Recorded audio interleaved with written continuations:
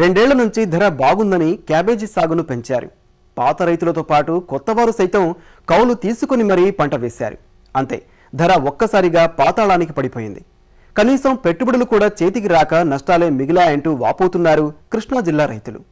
అకాల వర్షాలు, తెగుళ్లతో అధికంగా ఖర్చు పెట్టిన కర్షకులకు కిలో క్యాబేజీకి దక్కుతున్నది ₹2. ఏటా కాసులు కురిపించే క్యాబేజీ ప్రస్తుతం నష్టాలు పండిస్తోంది. ఆశగా సాగు చేసిన రైతును కన్నీరు పెట్టిస్తోంది. లాభాలు బాగున్నాయని ఒకరిని చూసి మరొకరు సాగు చేసినందుకు చేతి చముర్ని వదిలించుకోవాల్సి వస్తోంది. వాతావరణ పరిస్థితులతో పాటు ఎరువులు, కూలీల ఖర్చులు పెరిగిపోవడం రైతును ఆర్థికంగా దెబ్బతీసింది.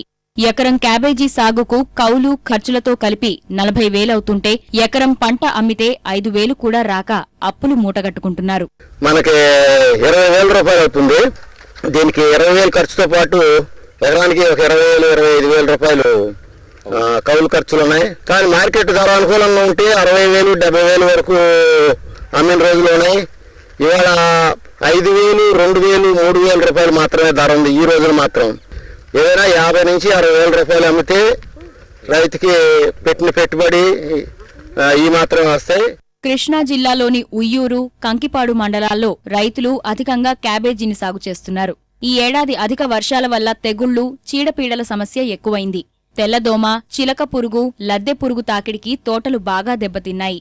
వీటన్నింటికీ తోడు గతంలో క్యాబేజీ దిగుమతి చేసుకునే ప్రాంతాలు సైతం నేడు ఈ పంటను పండిస్తున్న కారణంగా డిమాండ్ భారీగా తగ్గింది. ఫలితంగా కొనేవారు లేక మద్దతు ధర కూడా లభించని దుస్థితి.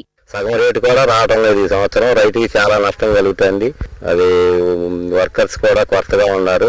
దాని మూలంగా ఖర్చు ఎక్కువ అవుతుంది. దానివల్ల రైతు బాగా నష్టపోతున్నాడు. ఎకరానికి 20,000 నుంచి 25,000-30,000 వరకు నష్టపోతాడు.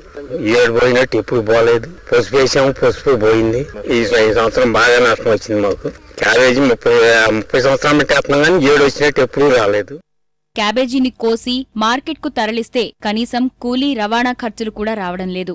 ఎటూ గిట్టుబాటు ధర రాని పంటకు కోత, తరలింపు ఖర్చులు భరించే శక్తి లేక చివరికి పొలానికి పచ్చిరొట్టగానైనా ఉపయోగపడుతుందని రైతులు కోయకుండానే క్యాబేజీని వదిలేస్తున్నారు. ఇప్పుడు వచ్చినట్టుగా క్యాబేజీ వేసిన వాళ్ళు ఎక్కువయ్యారండి రైతులు. క్యాబేజీ రేటు లాభసాటిగా ఉందని చెప్పి.